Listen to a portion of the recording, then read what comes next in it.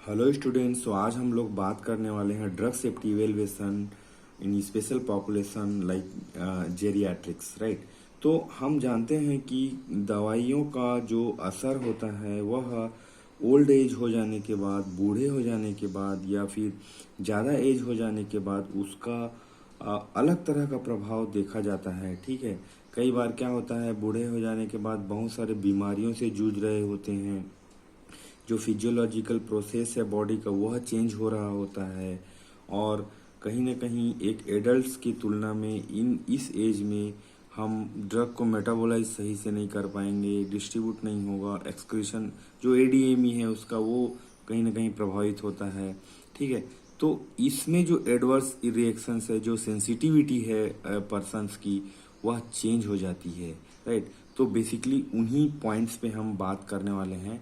तो आइए समझते हैं आज का drug safety evaluation of special population called geriatrics, right. So it involves assessing the risks and benefits of medications specifically in older adults, right, considering factors such as age related changes in drug metabolism, the presence of multiple chronic conditions, and the potential for increased sensitivity to ADR।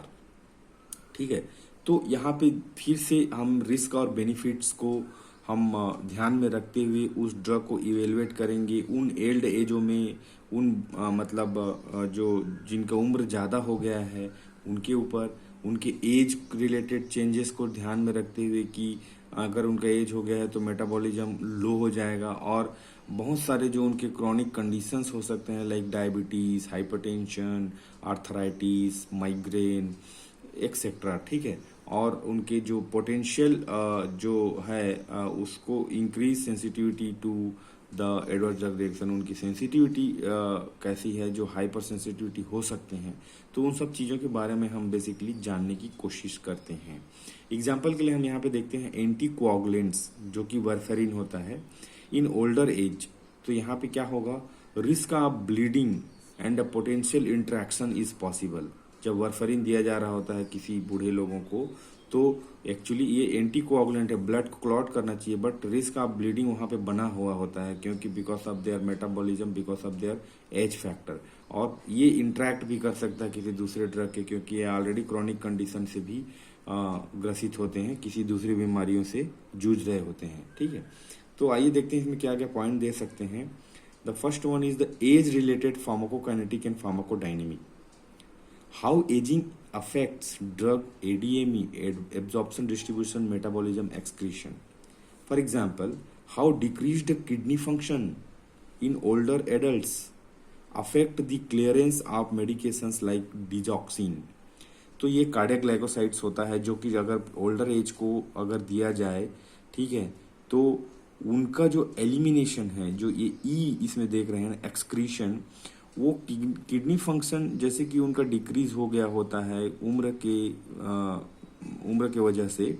तो जो clearance है, ultimately जो clearance है, excretion है, वो तो kidney से ही होने वाला है ना। तो ये मतलब कहीं ना कहीं प्रभावित होता है। तो इसलिए हमें ड्रग के काइनेटिक एंड डायनेमिक को समझना पड़ेगा उस पर्टिकुलर इंडिविजुअल्स के लिए, उस पर्टिकुलर एज ग्रुप के लिए। ठीक है, इसमें सेकेंड पॉइंट्स हम दे सकते हैं पॉलीफार्मेसी एंड ड्रग इंट्रैक्शंस। ठीक, सो ड्रग इंट्रैक्शन हम एचडीटी में भी देख चुके हैं, तो यहाँ पे फिर से इस चीज का जिक्र होने वाला है। Risk associated with the multiple medications which is being used by the patient. Example के लिए interactions between anti hypertensive drug and non steroidal anti inflammatory drugs in elderly patients. ठीक है, तो क्या होता है जब दो दवाइयाँ, जैसे कि हम फार्माकोलॉजी में देख चुके हैं एंटागोनिस्ट एंड साइनर्गिज्म, राइट। तो इसमें क्या होता है, जब मल्टीपल मेडिकेशन यूज होता है तो इंट्रैक्शंस के चांसेस रहते हैं। कई बार यहाँ पे आप देख सकते हैं कि इंट्रैक्शन बिटवीन एंटी हाइपरटेंसिव जो बीपी का ड्रग है उसको तो रोक नहीं सकते, वो तो चलते ही रहेगा लाइफ लॉन्ग। और उस दौरान आपको कुछ दर्द हुआ, बुखार हुआ, तो आप non steroidal anti inflammatory drug लेंगे जैसे कि पैरासीटामोल, आइबुप्रोफिन। तो वहाँ पे इंट्रैक्शन के चांसेस हैं, तो उसको भी एसेस करना बहुत जरूरी है कि क्या रिस्क हो सकता है। ठीक है, थर्ड पॉइंट यहाँ पे आप दे सकेंगे, increased sensitivity to side effects, right. कई बार हम देखते हैं कि साइड इफेक्ट किसी के में ज़्यादा होता है, किसी के में नहीं होता है, किसी के में कम होता है। तो sensitivity to adverse drug reactions due to physiological changes in ageing, right. तो मतलब शरीर के अंदर जो भी फिजियोलॉजिकल चेंजेस है उम्र के हिसाब से वह चेंज होते रहता है, ठीक है। और वह कहीं ना कहीं ड्रग के एडवर्स ड्रग रिएक्शन जो हो सकता है उसके लिए बढ़ सकता है, ठीक है। For example, dizziness and falls in older adult taking benzodiazepines for anxiety और इंसोम्निया। तो इन कंडीशंस में जब कोई बुजुर्ग बेंजोडाइजिपिन लेता है तो उनको चक्कर आने और गिर जाने का खतरा या जो चांसेस है वो बढ़ जाता है, क्योंकि उनके फिजियोलॉजिकल चेंजेस जो है वो हो चुका है ऑलरेडी, और जो मतलब एडल्ट में जैसा होता है उससे बिल्कुल ही अलग है, मे बी लो है ना। तो इसीलिए अब आती है फोर्थ पॉइंट, कोमोर्बिडिबिलिटी एंड टैलर्ड ट्रीटमेंट। इसमें क्या होता है, considering the presence of multiple chronic conditions and how they impact drug efficacy and safety. क्योंकि बहुत सारी बीमारियां जब ऑलरेडी हैं, बीपी, शुगर, आर्थराइटिस वगैरह, तो डेफिनेटली उनका जो इम्पैक्ट है वो ड्रग के सेफ्टी और इफिकेसी पे होने वाला है, ठीक है। For example, adjusting diabetes medication regimens in older adults with concomitant heart rate to prevent adverse drug reaction, right।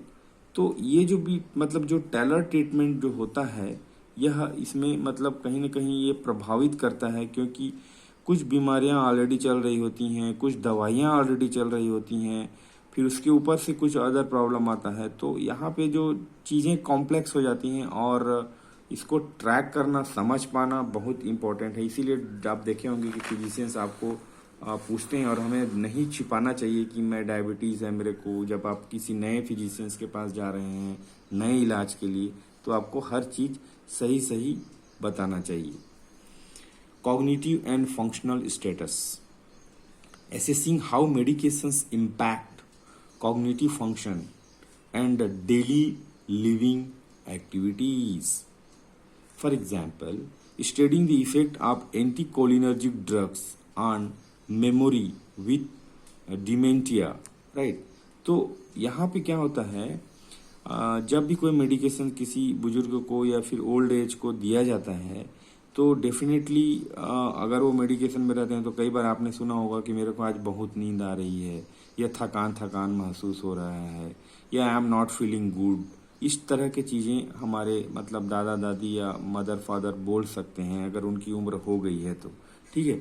अगर स्पेशली अगर जैसे एंटीकोलिनर्जिक ड्रग जो कि एंटी मतलब ANS ड्रग होता है, राइट, एटोनॉमिक नर्वस सिस्टम का जो ड्रग होता है पैरासिम्पैथोमाइटिक, तो उसमें आप देख सकते हैं कि उनके मेमोरी में कहीं ना कहीं वो प्रभाव करेगा, मतलब ठीक है चीज़ें भूल जा रहे हैं जैसे उनको लगेगा।